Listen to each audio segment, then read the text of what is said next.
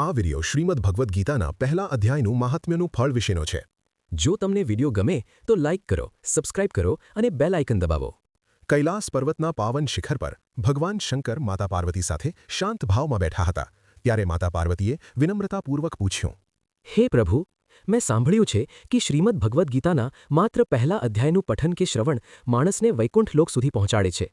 એવું કેમ? કૃપા કરીને તેનું મહાત્મ્ય કહો. ભગવાન શિવ સ્મિત સાથે બોલ્યા, હે દેવી, શ્રીમદ ભગવદ્ ગીતા કોઈ સામાન્ય ગ્રંથ નથી.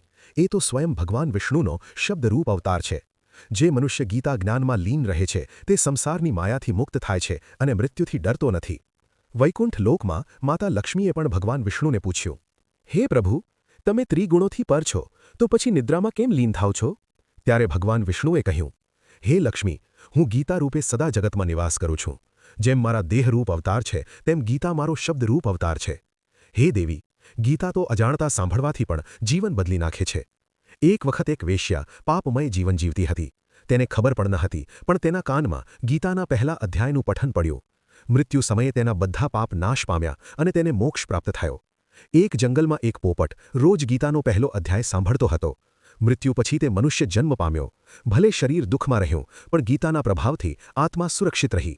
સોમ શર્મા નામનો એક ગરીબ બ્રાહ્મણ માત્ર એક સારા કર્મથી અને ગીતાના પ્રથમ અધ્યાયના મહાત્મ્યથી સંસારના દુઃખોથી મુક્ત થયો અને પરમ ગતિને પામ્યો. હે દેવી, ગીતા તો અજાણતા સાંભળવાથી પણ જીવન બદલી નાખે છે.